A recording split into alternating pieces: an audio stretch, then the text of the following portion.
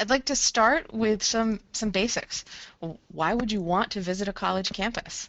And certainly I imagine there'll be some things that are pretty self-explanatory as we go through this presentation, but I also think there may be some new tips or advice or some insights that maybe perhaps you haven't thought of before. Let's start with when you think about why visiting a college campus. First and foremost is that it can be really valuable to gain some firsthand experience when you're considering colleges. I think reading about a school can only give you so much information.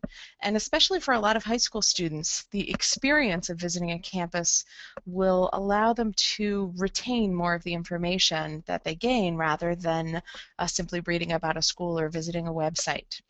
Seeing a school in person can also allow you to see more than just what a college wants to show you on their website or in their marketing materials. One student I know once went to visit an urban university and had seen on their website all these trees and thought it looked like it was, even though it was right in the city, it was a pretty nice place with some nature around. And upon visiting that campus and then returning to speak with me, she commented on the fact that apparently it was the same tree photographed from many different angles. So there's a lot of good reasons to see a campus firsthand, and certainly it can give you a lot more information than just by visiting a website or reading a book. I think visiting campuses also helps students learn about themselves and about what they want in a college process. So part of the college search is figuring out where you want to be and what's important to you. And I think it can be really challenging to know for example, what does a university of 5,000 students feel like to you? Is that big? Is that small? Is that somewhere in the middle? And that can be really hard to articulate or to know just by reading or hearing other people talk about things. But visiting a college campus can help a student realize, you know what, I really want a rural school. I want a large school. I want a place with big athletic spirit. Sometimes those are easier to discern, those qualities, when you visit a campus. Certainly visiting a campus helps a student get a real feel for a school. Maybe it allows a student to gather a sense of student personality amongst a campus body, a student body. That can be a great way to get a feel for a place and to really sense a fit or not. Do you feel that you connect well? Do you feel that you fit in here? Sometimes that's hard to gather without visiting the campus. And then I think finally, a piece that's really important these days, you may have heard some schools talking about what they call demonstrated interest. And this is a relatively new factor in the college admissions process over the last 10 or 15 years. This is a piece where admissions officers pay attention to what kinds of contacts a student has had with their school when they make their admissions decision. So they pay attention to whether you visited campus or not, whether you had an interview, whether you saw them at a college fair, or whether the very first contact they had with you was when you submitted your application. The reason they do this is not because they want you to flatter them by showing all sorts of interest in their college or university, but the reason is because they have so many applications now that they're trying to get a sense of who is actually interested in their school, who knows a lot about them, and who might actually enroll if admitted. That's something that clearly they're trying to do. They want to admit the students who have a high potential of going there. And it can be really difficult to do that when a school has 8,000 applications for 600 spaces in their freshman class. How do they know who wants to go there?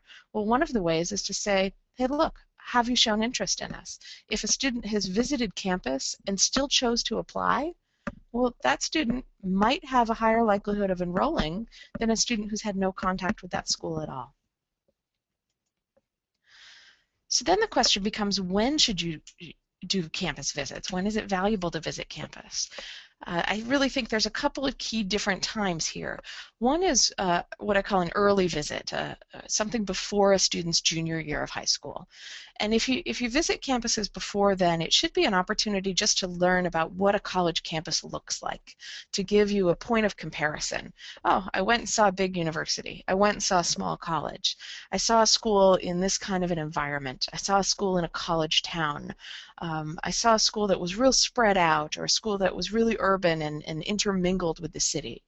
Those kinds of visits, doing those visits before junior year helps a student really refine what they want in a college and helps give them a point of reference when they approach the college search themselves more seriously in junior year. Another time to visit would be during the junior or senior year before applying. And that kind of a visit allows the student to do research about whether or not this is a school that they would like to apply to.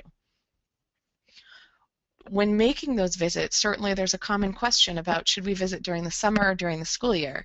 Summer visits are naturally more convenient for students. But when you visit over the summer, college students aren't in session. And so you often will see an empty campus, or you'll see a campus in use, but it'll be in use by elementary school soccer camps or some other combination of people using the facilities. We often recommend that while you can't necessarily do all your visits during the school year, do some visits during the school year. I think if a student can make use of school breaks during their junior year, whether their school takes a break in February, March, or April, to be able to go and visit some colleges then, or visit colleges over a long weekend or on a Saturday, sometime before colleges get out in May, that can be a great time to begin to get a feel for the kinds of schools that you're considering, and then go and visit others over the summer that you just didn't have an opportunity to visit during the school year. Same thing in the fall of senior year. If you're a fall athlete, that's probably not the time to plan on doing college visits as fall of senior year. But if you're not a fall athlete or you don't have a major extracurricular commitment during the fall, that's also a time when it's okay to visit college campuses. Just know that doing some during the summer is perfectly fine, but try to balance them with some schools that you can see during the school year while they're in session. What if you can't visit before actually applying to college? That's okay too. Use online resources and friends and books and other sources in order to learn enough information to know whether or not you want to apply. Perhaps visit some local colleges or see some schools, but you don't have to visit every college before applying. Certainly there's a lot of ways to gather information online these days. Take this webinar, for example, is one step in that direction, but use other online resources. I tell students all the time, use social media. This is the time to ask people on Facebook if they know anybody who's attending a certain school or if they can gather some information that way. Use websites that you trust. Be aware that with all the access to information that we have online, you may also find that I find it's important to check the source of the website that you're at, particularly if you're looking at anything that ranks a college or starts to quote factual information. Be sure you know what that source is. Check the methodology of any rankings. You might be surprised at what factors go into that information. And use multiple sources. Don't base your entire decision about whether or not to apply on just one website or just one piece of information. But be sure to gather lots of different pieces of information before you make that decision. Once you've applied and been admitted, that can be another great time to visit colleges. The nice thing about visiting after you've been accepted is that you're no longer nervous about being accepted. And so really it puts you as the student in the driver's seat. It gives you a chance to ask the tough questions if there's anything that you really need or want to know before making a decision about whether or not to go to that school. You can ask questions more freely, and you can just relax a little bit and not worry about the whole admissions process. You're in. You can just go and get to know the school and see if you think it's a place you want to spend the next 4 years.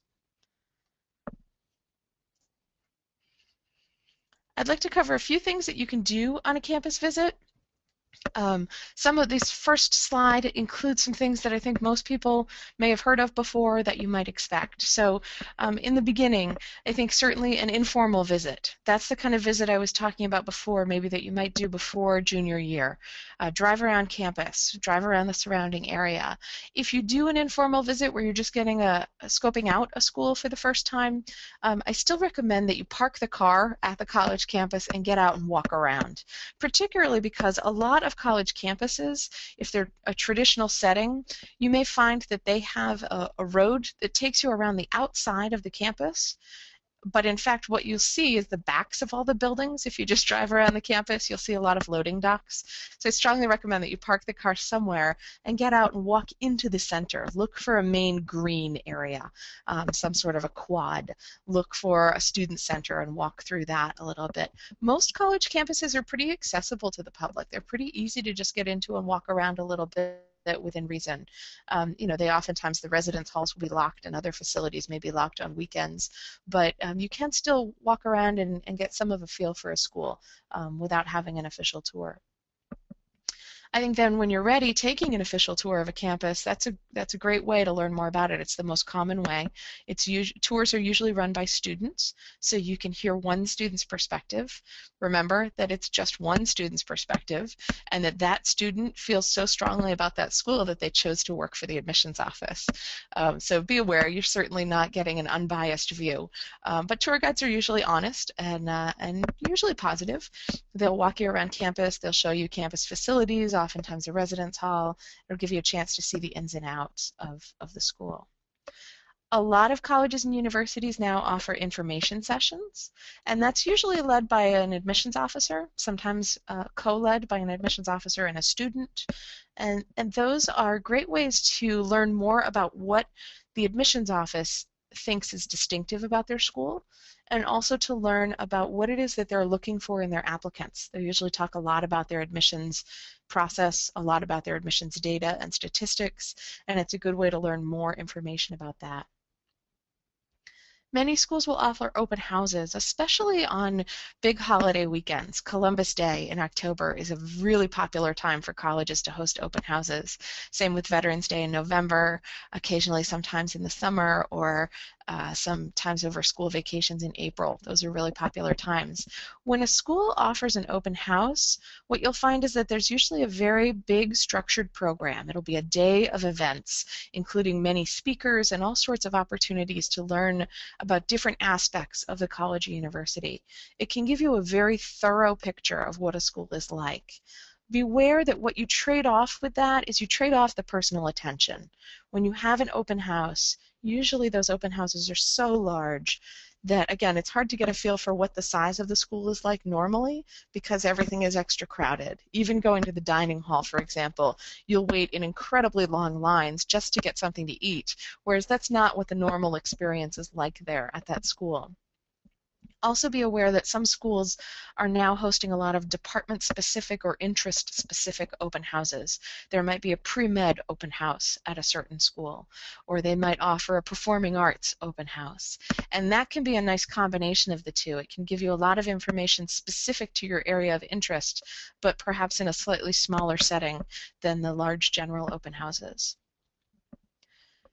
Many colleges and universities offer interviews to prospective students. There's a lot of different kinds of interviews that can be offered. They can be evaluative, meaning that the admissions office actually writes up an evaluation after that interview and that becomes part of your file. Or they can be strictly informational, which means it's just an opportunity for the student to go in and ask questions. Be sure if you have interviews that you know which kind of interview it is before you have it. Sometimes interviews are led by students, sometimes by admissions officers, sometimes only by alumni. And there's also a number of schools that don't offer interviews. Generally, I advise that if a school offers an interview and if you have strong interpersonal skills, it's a good thing to take advantage of. It gives you yet another opportunity to demonstrate interest in that school, but more importantly, it gives you an opportunity to learn more about the school, specifically about what it is that interests you. It gives you a chance to ask questions that you want to know the answer to. And then finally, another very traditional way to learn about a school is with an overnight visit. This can often be arranged through the admissions office. Sometimes it can be arranged through an athletic coach, or you can arrange it on your own if you know somebody who attends that school already. It gives you time to truly assess all sorts of different aspects of the college. Gives you a chance to stay overnight in somebody's dorm room, and you'll learn a lot more about that school than if you just walk around campus for an hour. Sometimes there may be pros and cons to that, and certainly please be very aware of your surroundings and be sure you know what's going on and who you're staying with. But it can be a great way to meet lots more people and get a much more thorough assessment of a school.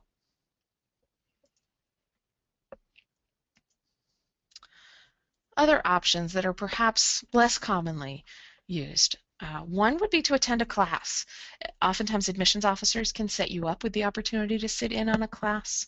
If you do an overnight with a student, there's usually an opportunity to sit in. Or again, if you know any students who attend that school, you can often just ask to tag along with them to go to class. But go to a class, and if you can, go to class in a field of interest to you. It's, again, a great way to see what the classroom experience is like. Is it a really big lecture? Is it a small personal discussion? It gives you some exposure to what the academic life is like, which should be a prime factor in choosing your college. Also, if you have particular interests, if you have a major that's really important to you, if you have a particular athletic talent or field you want to pursue, or certain clubs that you want to inquire more about, meet with somebody who knows a lot about that interest. Admissions officers are generalists. They'll know a little bit about a lot of things at the school, but if you've got some real specific questions, meet with somebody who can actually answer those questions. It's okay to look up a professor. If you've got a real strong interest in physics, find a professor in the physics department and ask if you can take him to lunch. Or meet up with somebody and say, hey, look, I've just got some questions. I want to know if this place is a good fit for me. This should be an opportunity for you to learn more about the school and for you to ask your questions.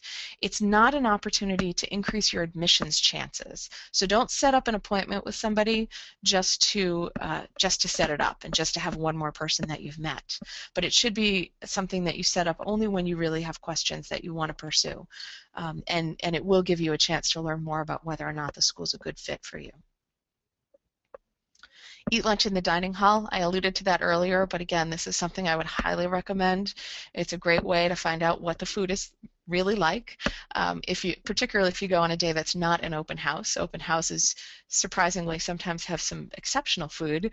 Really a good idea to go at some other times just to be sure that you have an understanding of what the food is like, what the options are. And it also gives you a chance to observe students and pay attention to them and see how they're interacting with each other. See how they interact with you. If you look a little lost in that dining hall, do they offer to help you? Do they rush on by in their own world? Really a good time to observe the student culture. Oftentimes, many admissions offices will happily give you meal tickets to eat in the dining hall if you've attended something through the admissions office, if you've attended an information session or taken a campus tour. So it should be an easy way to gain more information and have a meal as well. Meet with students, and in particular, meet with students who don't work for the admissions office. As I mentioned earlier, the tour guide that you have is somebody who's very enthusiastic about that school, and that's why they choose to work for the admissions office. It's good to ask around and to see if other students feel that way too. So I always encourage students just, again, use social media potentially. See if you know anyone who knows anyone who knows anyone at that school who would be willing to sit down and have a cup of coffee with you. Or grab a bite to eat in the student center and just talk a little bit. And then finally, I think the most underutilized resource for prospective students is the Career Center. I think a lot of us, when we're searching for colleges and trying to learn more about a school, we want to know where this is going to take us, and we want to know what the outcome is after we graduate. And yet, very few prospective students actually ask questions of the Career Center. And that's a really good place to ask questions. In fact, most career services offices I know are really enthusiastic about communicating about their graduates and about what it is that, in terms of services, what they offer their current students and their alumni. And so that's a great resource. Contact them, give them a call, send them an email, ask if they're available. If you have questions about what students are doing afterwards, are they going to graduate school? Are they going into the workforce? How long does it take for them to get jobs? Do they have an alumni network? Is the Career Center something that you can access even after you've graduated, or is it only accessible during those 4 years? What kinds of workshops do they provide to their students? There's a lot of really good questions to ask, and oftentimes they're very eager to talk with prospective students. So don't overlook that resource. Okay, some tips for making your visits more effective, regardless of what you do on the campus. Take photos. That probably seems like a no-brainer, and it seems like there's an awful lot of photos. It's easy to just Google any college or university and find a lot of pictures of their campus. But something that's really important, just a quick tip, before you take pictures of a college campus, take a picture of something that says the name of the college. So take a picture of a brochure, take a picture of the sign out in front of the college, anything that has the name of the college, just scrawl it out on a piece of paper. Take a picture so that you know where the pictures of that school start. And I recommend that as somebody myself who's done a number of college visits in the same day. You visit 2 or 3 colleges in the same day, and if you don't have something that lets you know where that college visit starts, all those campuses are going to blend together, and you're not going to know where college A ends and college B begins, no matter how distinctive they appeared when you were actually on campus. So that's just one tip. I also recommend taking pictures of things that will help you remember your visit. So not necessarily the prettiest thing on campus, but take a picture that includes what the weather is like that day. If it's a gray, rainy day, take some kind of a picture where you can see that. If you take a tour, take a picture that includes the tour guide. It doesn't mean you have to have them pose for a nice photograph, but this is a great opportunity for parents. Hang back a little bit towards the back of the tour and actually take a picture that includes all the people on the tour, even if it's from behind, with the tour guide somewhere in there too. If you have a picture of those people, you are more likely to remember what they said. So if you see that picture of that tour, you'll say, oh yeah, there's that woman in the yellow coat who asked all those questions about X, Y, and Z. Or if you can picture that tour guide, you're much more likely to remember what they said. So that's just a little tip to help you remember more details later on. And certainly if there are any distinctive features to that college, go ahead and take those pictures too. But I just think that it's really important to remember what's been told to you. They will all blend together after a while. Take notes. This one sounds basic too. Especially what I'm thinking of here is, yes, take notes during your information session, take notes during your tour if that will help you remember the details of what was discussed. But one thing that I think is important to be aware of is that family and friends who visit campuses together, it's very easy to be influenced by one another, of course, and yet you may all notice very different things when you see a college campus. If there are 3 of you visiting the school at the same time, you may all have very different impressions. I strongly recommend that when that tour finishes or when that visit finishes, before you talk about it at all to one another, have each of you take 5 minutes and just jot down your initial impressions before talking to anyone. And that way, again, you'll remember things that are most important, you'll remember your gut instinct, even if it turns out that your best friend felt exactly the opposite. Then you can really have a hearty debate about what you saw or what you noticed, as opposed to instantly being swayed to somebody else's opinion, so much so that you don't even remember what your initial instinct was. So that's one tip to help you maintain your own impression. When you're visiting campus, as I said, I mentioned having lunch, but also just spend time hanging out in the student center. Again, grab something to eat or drink, sit down, and just watch people as they walk by. Eavesdrop on conversations a little bit. Do people seem happy? Are they friendly? Are they stressed out? Pay attention to your surroundings. If you're a little bold, go ahead and ask questions of people. Just introduce yourself. Let them know you're thinking about coming there. It's a great way to really get a quick slice of experience and be exposed again to some people who don't work for the admissions office. Be sure to visit the surrounding town or city.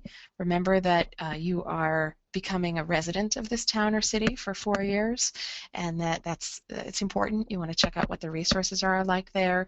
Is this a good fit for you? Is it safe? Is it energetic? Is it quiet or beautiful or gritty or easy or difficult to get to? What would it be like if you do or don't have a car on campus with you?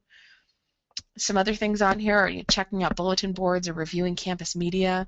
It's a great way to learn more about what's going on campus. Check out campus newspapers or listen to the campus radio station as you're driving around town. It can be a good way to know what's happening and what students are concerned about. Wear appropriate clothing. If you have an interview, it's important that you look nice. If you're having any formal experience with the admissions office, be sure that you look nice. And there's certainly certain codes of things you may or may not want to wear.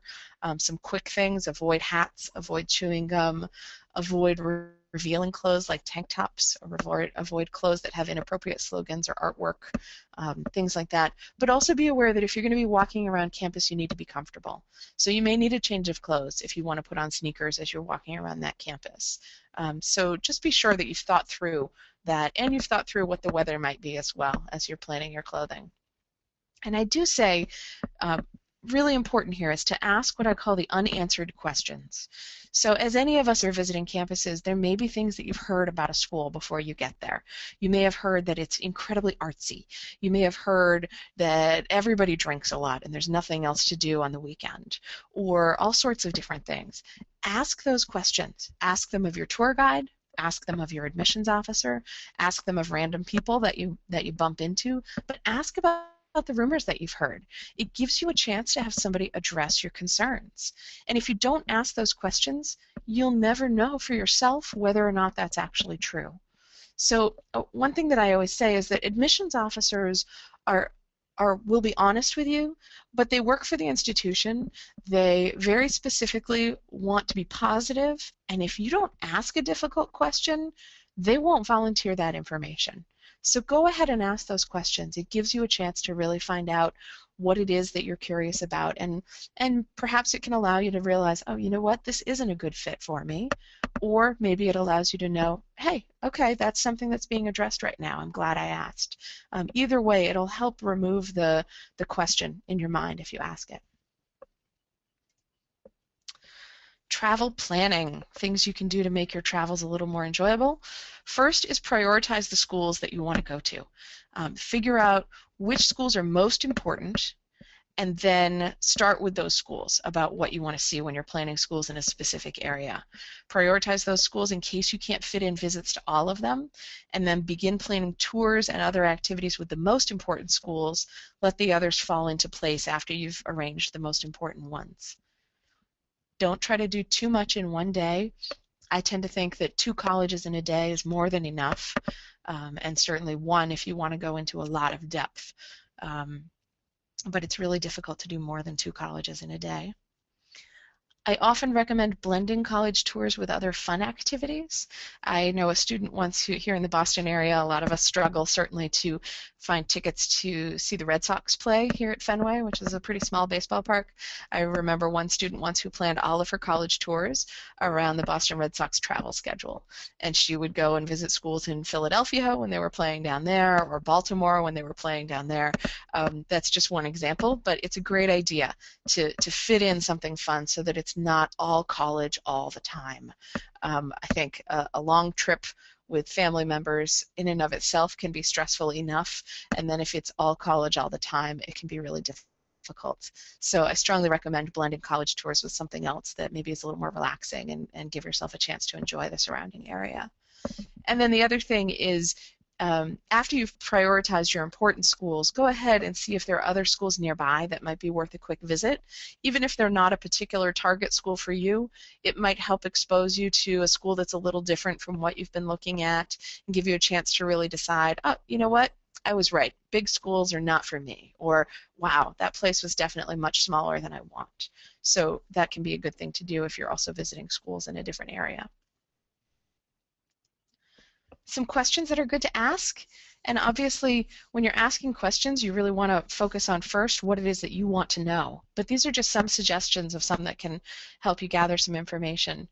First of all, if you have a particular interest, please don't ask, is your psychology program good? Because you're never going to hear the answer no, unless the school doesn't have a psychology program. So start by asking, tell me about your X program. Tell me about your psychology program. And start by letting somebody just open response and share what it is that they know about that program. Or feel free to ask more specifics. Is your psychology program more biologically based or more social psychology based? Can you give me some specifics about that? But please ask more open-ended questions. Don't just ask if a program is good. Okay? Ask questions that are going to elicit some response. So what do you like best about this school? Not what are the good things about the school, but what do you like best? You could ask that same question to 5 different people and get different answers.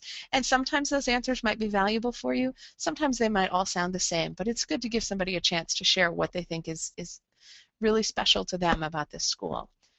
Follow up, though, as I said, admissions officers don't usually share the negative unless you ask. Go ahead and ask. Ask it in a nice way, maybe by saying, what do you think needs to be improved? What could the college be working on? What do you think could be changed here? If you could change anything at this school, what would you change? It's a great way to ask a little bit about the negative, but in a positive way. Don't hesitate to ask about social activities. That's an important part of a residential college experience, and so it is indeed something that you should feel comfortable asking about. Ask what's popular, ask what kind of breadth or range of social activities there are. Certainly if there's something that's important to you, then ask about that specifically. Asking what makes a student a good fit for this college or university. That's something that I strongly recommend you ask and that you pay attention to the answer to. Many colleges, when you complete their application, many colleges will ask you, why are you a good fit for our college or university? They may ask it in a variety of different ways. I sort of call it generically the why us question. But if you ask that question as you're visiting, first of all, it lets you know what other kinds of students are comfortable at this school. But it also lets you know what kinds of things they think really are a good match for them. And that's something that you can very easily translate right into your response to why you're a good fit for that school. So it's definitely a good question to ask and can potentially help you with your applications as you move forward. What's the average class size for freshmen as opposed to upperclassmen? Oftentimes you'll find statistics about what the student-to-teacher ratio is. You'll see a school quote that their student-teacher ratio is 11 to 1. There's 11 students for every one professor, but then their average class size is 35. Well, okay, that says to you that a lot of those professors aren't teaching classes, or perhaps they're just doing independent research. But the other thing to ask is, okay, if your average class size is 35, what's the class size for a freshman? And what's the class size for upperclassmen? As a freshman, am I going to be in lectures of 150, 250 students? When do I start to get smaller classes? If that kind of thing is important to you, that's worth asking. So ask that question, or ask another question that helps to draw out a little more information than just the statistics that are given to you. Certainly when costs can be a concern for many of us, a good question would be, does your school meet 100% of need for financial aid? Many schools will evaluate how much need they think your family has, and they'll say, okay, you need about $15,000 in order to make this work for you, but we can only give you $10,000. So it's worth asking, do you meet 100% of need? And then another follow-up, do you offer merit scholarships? That question, of course, you can find the answer to often on their website, but then the follow-up question, how do students apply for merit scholarships? That can help you learn whether or not you need to do some advanced planning.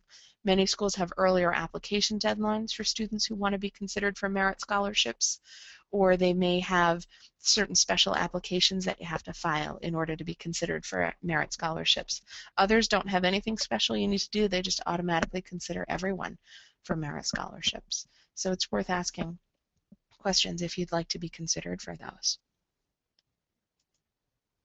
And that comes to the end of the formal presentation. I hope it gave you a little bit of an understanding of some things that you can do on college campuses, some questions to ask, and some ways to go beyond what it is that you might first think of when you think about visiting colleges. Thank you so much for attending, and I believe that I'm going to turn it back over to Rob now for some question and answer time.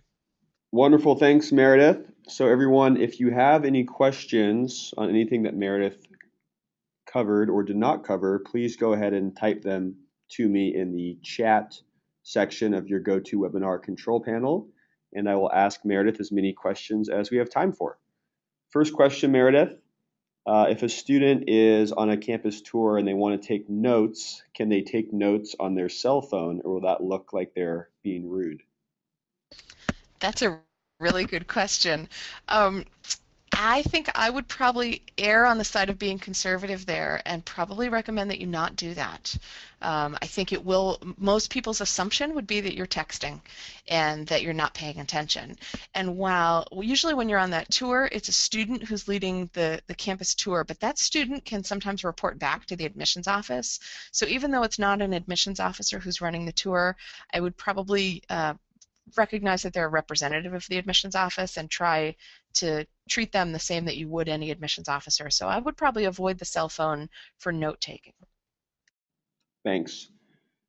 In terms of scheduling an interview on campus with an admissions officer, can you give us a little bit more information on that? Should a student and their family look into trying to schedule an interview ahead of time? How do they figure out which schools accept interviews and which don't? What's the best way to go about planning for that? Sure. For interviews, it's a little bit of a cumbersome process. There's no easy way aside from visiting each school's website. And usually right on their website, they'll make it clear whether or not they offer interviews, and they'll each be different in how they handle it. For some of them, you can register for an interview online. Many of them will ask you to call them to set up an interview, and others may have other systems that they employ. But they will, for interviews, they will all want you to do that in advance. They'll want you to schedule that in advance. Some schools won't offer interviews until after you've applied to the college, and then they contact you for an interview. So that's a different kind of a setup. But if you're planning to interview while you're visiting campus, you'll need to arrange that in advance. I recommend with any communication that you have with an admissions office, please make sure that it's the student who is making that connection with the admissions office, not the parent. And that's really important. Admissions offices see this process as being all about the child who is choosing the college, and that it really should be their college search. It should be their process. They should be leading the way. And while oftentimes it might be easier for a parent may have time, a parent may just be willing to place that phone call, to schedule that interview, I strongly recommend that the student do that as often as possible. Thanks. And here's a question about visiting a college and if it helps admissions to that college. I think that kind of centers more around demonstrated interest, but can you talk about that a bit more? Can visiting a college help one's admission to said college? It can, and that does fall right under that demonstrated interest piece, that visiting a college can help your chances for admission. Now, it's not going to make up for grades that are subpar for that school. It's not going to make up for a situation where perhaps you really are not a competitive applicant. However, at most colleges, most of their applicants could do the work at their school. It's sort of a self-selecting process that we tend to apply to schools that are generally in the right ballpark for us usually. And so where it can help is if they've come down to the final 3 spaces and they have 5 applicants and a couple of them have visited and a couple haven't. And again, colleges want to admit students who plan to enroll.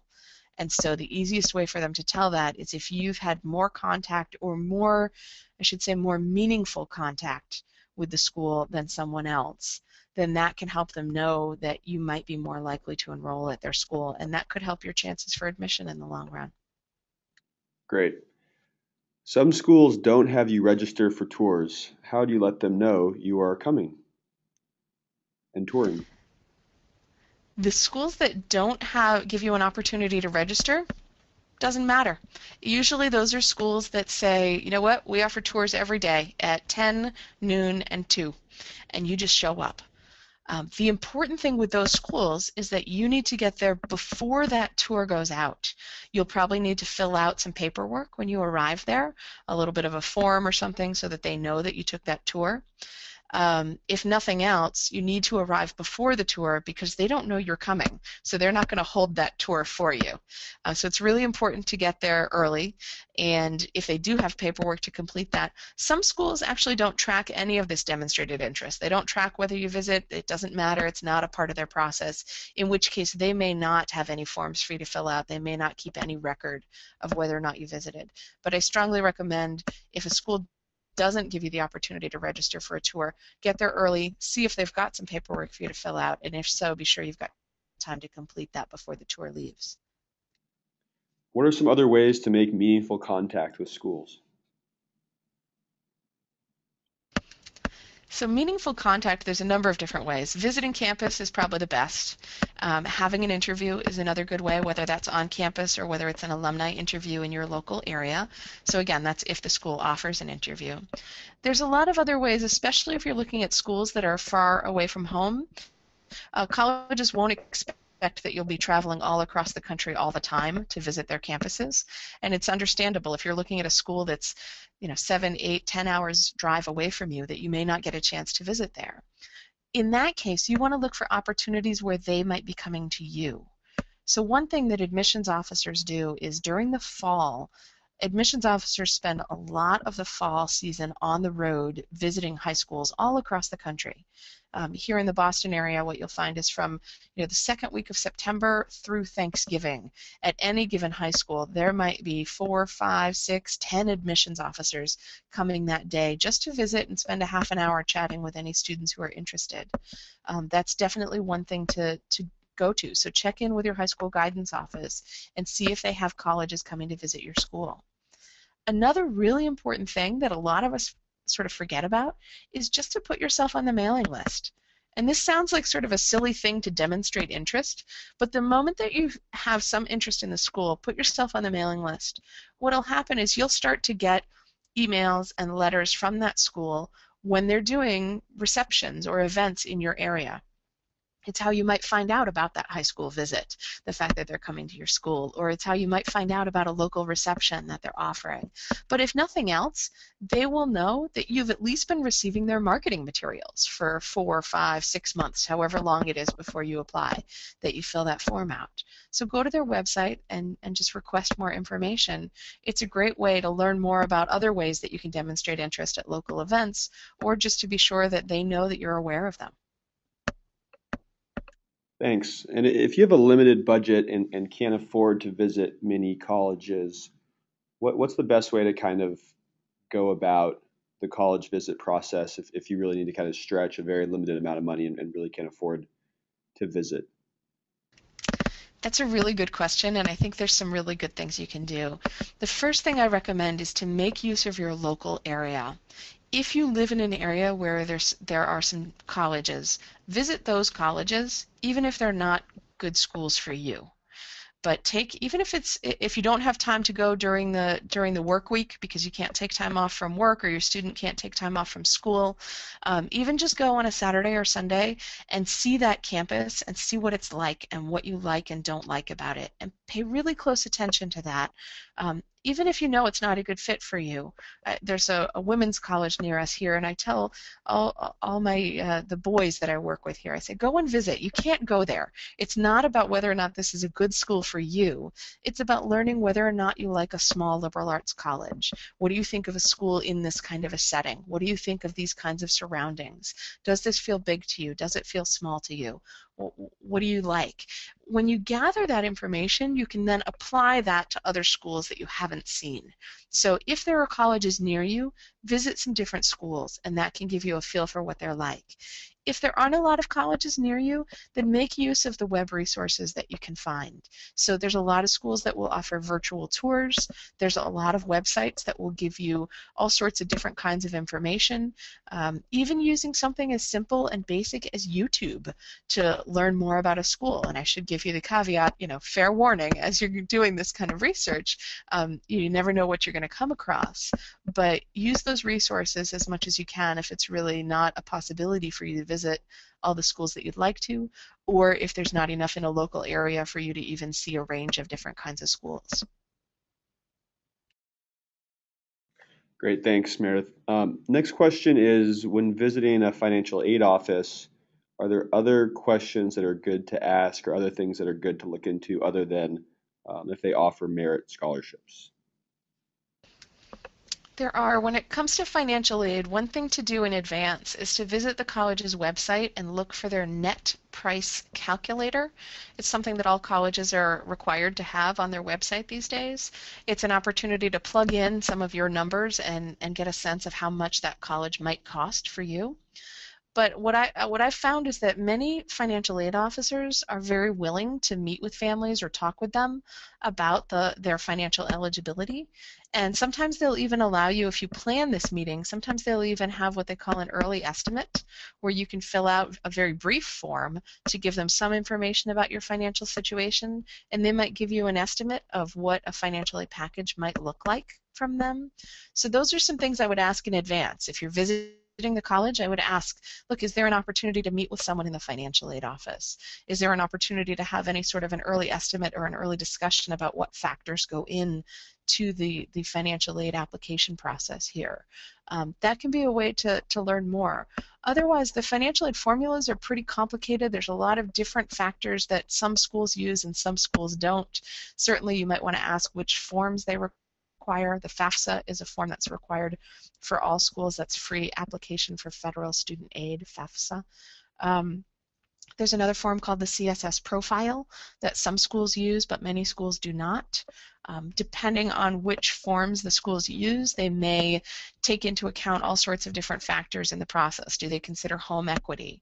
If parents are divorced, do they consider the income of the non-custodial parent, just the biological parent and a new spouse? So there's a lot of different information that can go into some schools' decisions, but not others. So as much as you can learn about their methodology is helpful, and I think the best way to do that is through a sit-down one-on-one conversation with them if they're willing. Great, thank you. Next question is, if you are just really starting out in this process, you have no idea where you want to go to school, no idea what you want to major in, what's kind of the good starting point? What are some good, very initial steps that someone can take to not only visit colleges, but get started in the college admissions process? It's such a tough place to be when you know you're supposed to be starting the college search, and yet you're really not sure what you're looking for. The first step that I think is really important, and a lot of people jump over this step actually, but I really think it's most important in this process, is the self-reflective stage, is figuring out what's important to you. So there's a number of different ways you can do that. Here at Campus Bound, we do a personality assessment with our students, and it's a way that we can, for us, it's a way to get to know our students even better, but it's also an opportunity to say, okay, what do you like? What is important to you? What values do you have? And what's essential to you? And sometimes students will make some real discoveries throughout that process about what they want in their college community. So that's one opportunity, is perhaps some sort of a personality assessment or an opportunity to reflect on your own experience.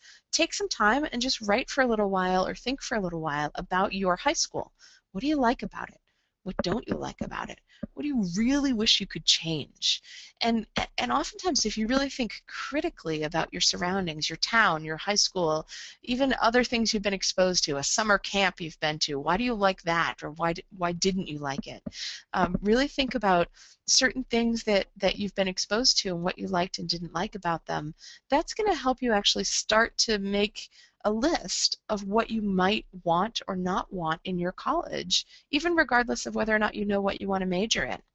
For majors, I think don't worry about knowing what you want to major in, but think about what fields you're good at, what fields you enjoy, and what fields you might want to explore or try.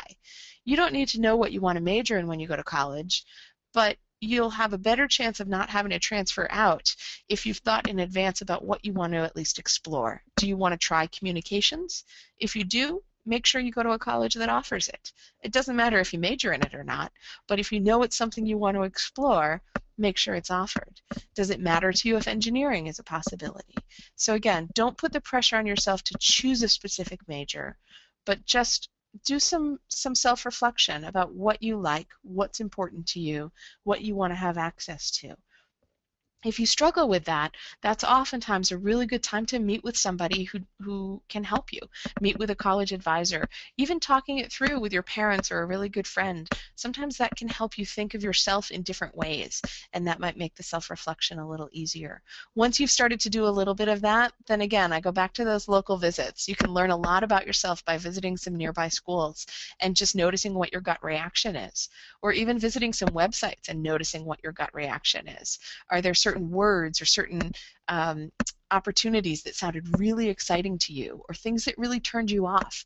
I tell students, when you're browsing a website, just keep a notepad next to you. Jot down things that you noticed, things that jumped out, positive and negative, and that way you'll really start to notice what the trends are and what you're seeing. Is it appropriate to ask about diversity on a tour? And if so, what sort of questions should you ask regarding that? It's absolutely appropriate. This would fall under that list of, things that are important to you. If it's important to you that your campus is diverse in whatever way, ask about it. Ask about it on the tour, ask in the information session. And I think really what how to ask about it depends on what you want to know. Do you want to know if there's cultural diversity in terms of numbers of students? Do you want to know if there are a variety of cultural activities? Is there a presence on campus by different cultures? Is it not about cultural or ethnic diversity, but instead is it about certain types of interests and involvements? Is it important to you that it's a politically diverse campus, or that certain populations of students feel open and accepted within this community? So you can ask almost any question as long as it's not offensive. You can ask any question about openness, acceptance, student population, and overall tone of campus.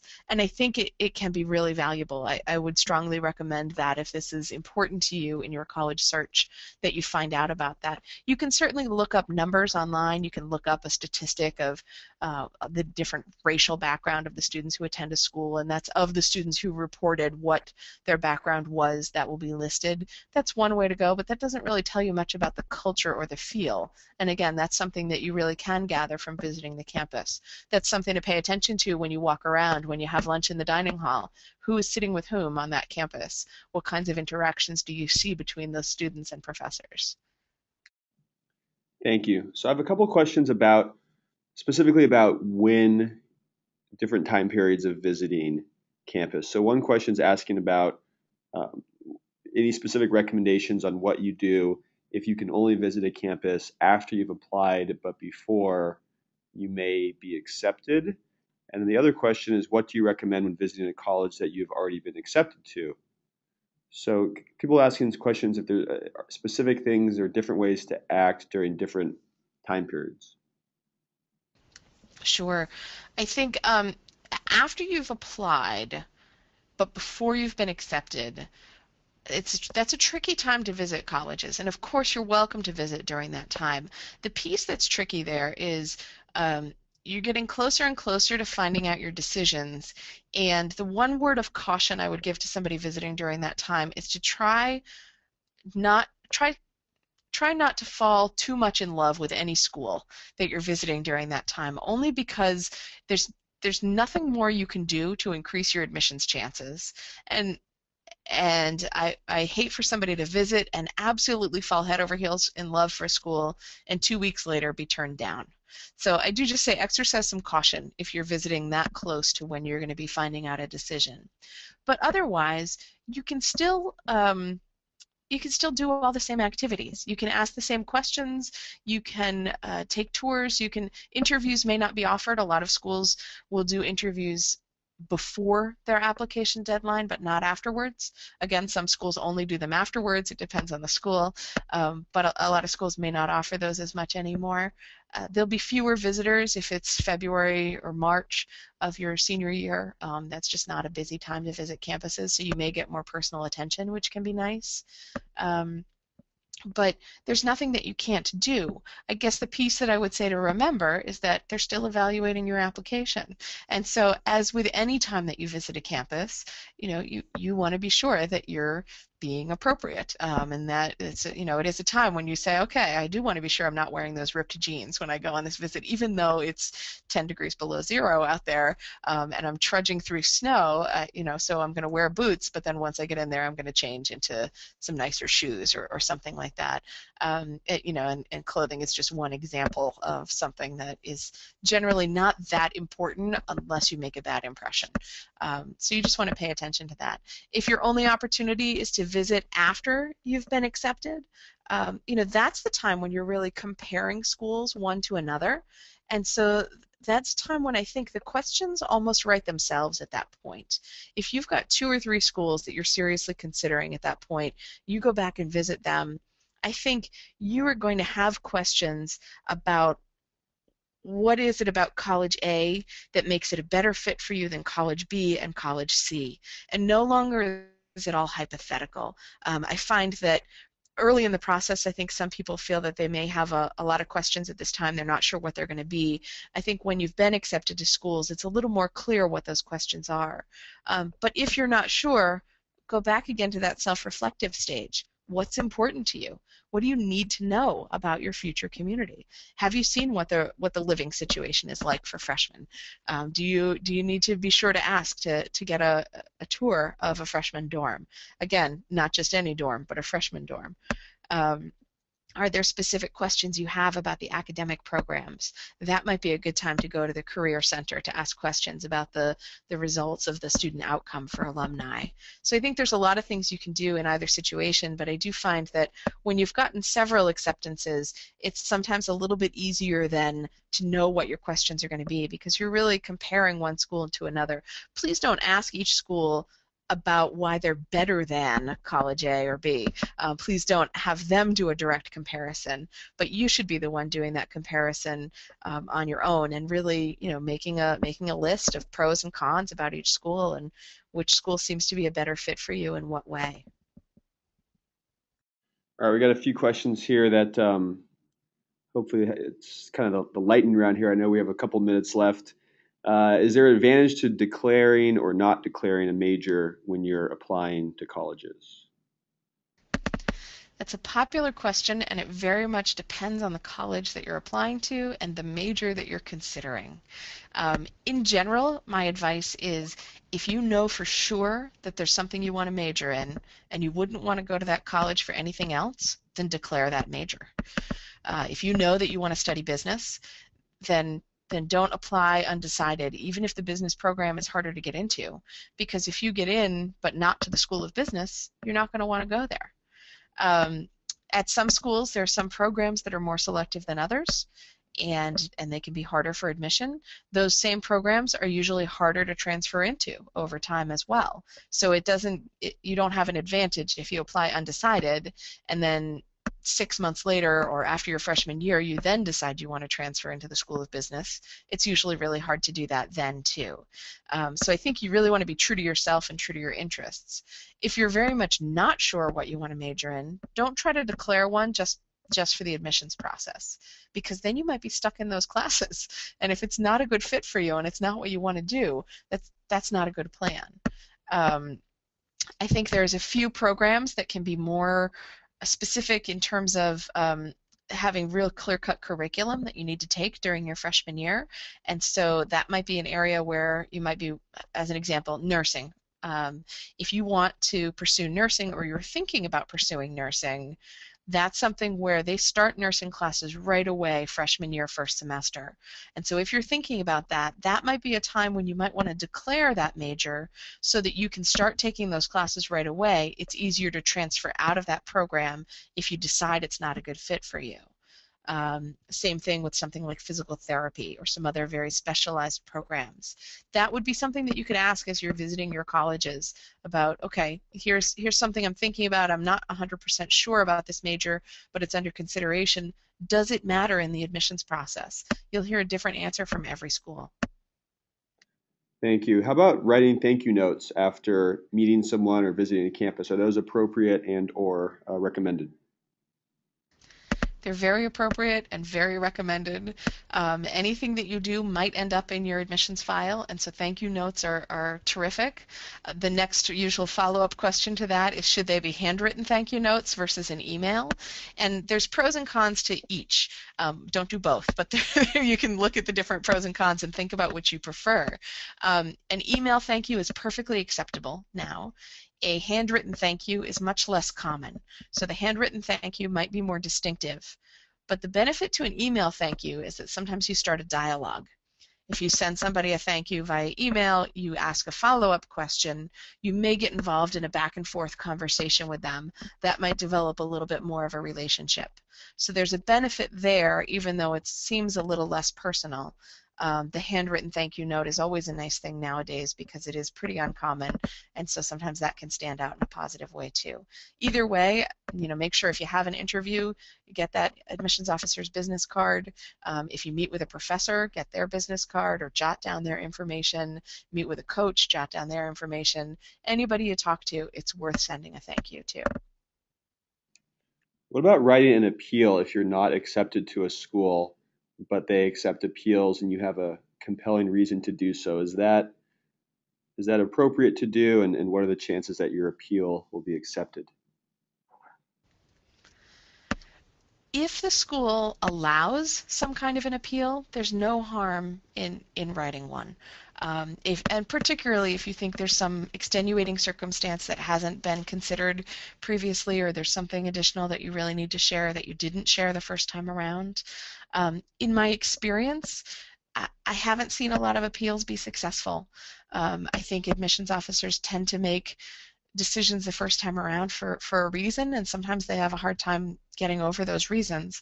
But again, if there's something they missed and they offer the option for appeals, you go right ahead. There's a number of schools that don't offer appeals, and I would recommend that you think about that seriously before you call or contact that school. If you've not been admitted to a school, um, they're moving forward and focusing on the students they did admit or the students who are on their waiting list. You need to really look at what your options are and focus on those. And if your goal is to get to a certain place, then figure out how you can get there by starting someplace else if you need to. It can be a really tough process. The college admissions process is probably the one time in your life you can, or the first time in your life you can do everything that you're supposed to do and still not necessarily receive your desired outcome.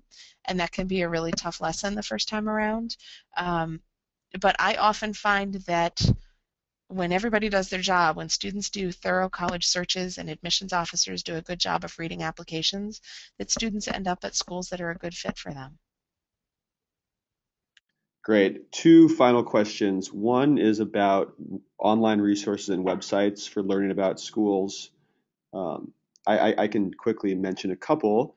I know of one that called Zinch. That's a good one to connect with if you'd like to receive information from colleges, or if you'd like to actually ask questions of admissions officers on the site.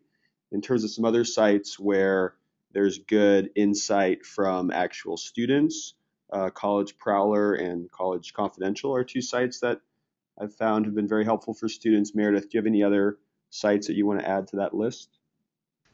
My other favorite one that I would probably add is unigo.com, unigo.com, and they post student reviews of colleges and universities, and I find it can be a nice way to learn more about a school based on what current students have to say. Awesome. Final question is asking a bit more about sitting in on a class. How does one go about setting that up? And can you do it even if you don't stay overnight? I bet you can. Indeed. Usually the way that you set that up is just by contacting the admissions office.